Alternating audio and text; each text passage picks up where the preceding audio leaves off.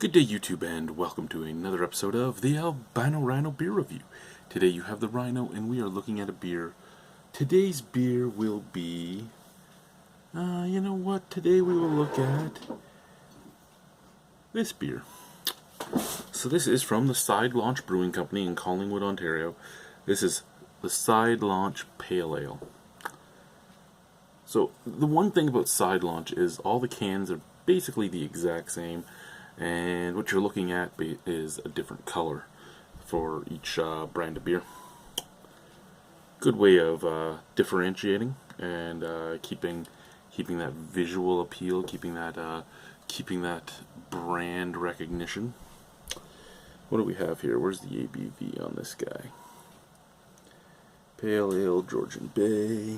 Ingredients: water, malted barley, hops, and yeast. Yeah, I know all that. Where's your longitude and latitude? Sidelaunch Pale Ale. There we go. 5.2% alcohol by volume. And if you didn't know, this is a craft beer. I put it right here. Right there so you know. Craft beer.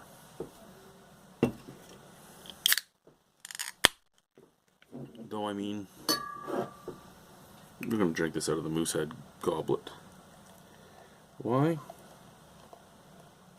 Because that's the cup that's within reaching distance right now. I just brought it downstairs from the Thanksgiving weekend. Not Thanksgiving, sorry, Easter weekend. One of the in-laws was using it for, I hope, beer, and not milk or pop or my whiskey, or things such as that.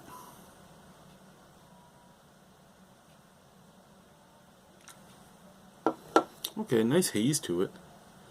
Nice golden haze. Nice head. Bright white.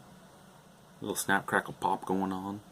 Visually, this is a pretty appealing pale ale.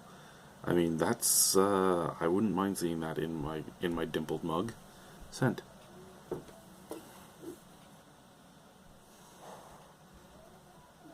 Okay, a little bit of lemon, a little bit of grapefruit, a little bit of syrupiness, syrupy sweetness, lemon, grapefruit, touch of orange. Basically, what almost all pale ales are at the moment, nose-wise. Let's try this. Cheers.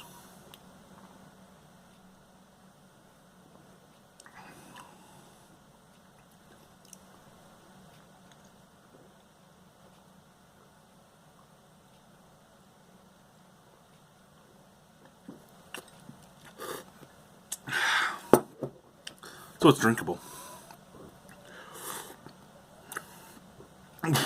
Excuse me. Oh, there we go.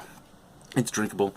And I mean, that's about all I can say about it. It is, again, much like a more hoppy version of, say, Tank House Ale or Double Troubles, Hops and Robbers, or things like that. It's much tastier than those, but it's on the same plateau. It's grapefruit. It's some piney bitterness. It's a little bit of resininess. It's a little bit of malt forefront. It's drinkable, and there's nothing wrong with it. But it's nothing that will. It's really nothing that's going to be different than other pale ales out there. I'd say this is more an American pale ale than an English pale ale. There's more of that resiny pininess on the back end than like earthy dirtiness, and that's where I think this really differentiates from, say, Tank House or Hops and Robbers or the CPA from Old Tomorrow. But at the same time, it's very much akin to that, other than that finish.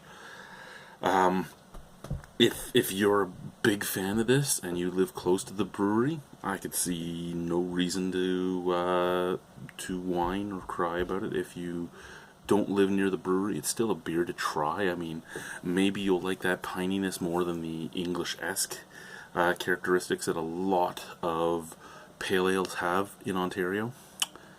and maybe you won't. For me, I actually kind of liked the balance on this beer, and I kind of liked that even at room temperature I could just chug the whole thing back without a problem. I would give this a 7 out of 10. I would actually stray to this every once in a while when I'm walking through the LCBO if it's there. So thank you guys for watching. Have a wonderful, splendiferous evening.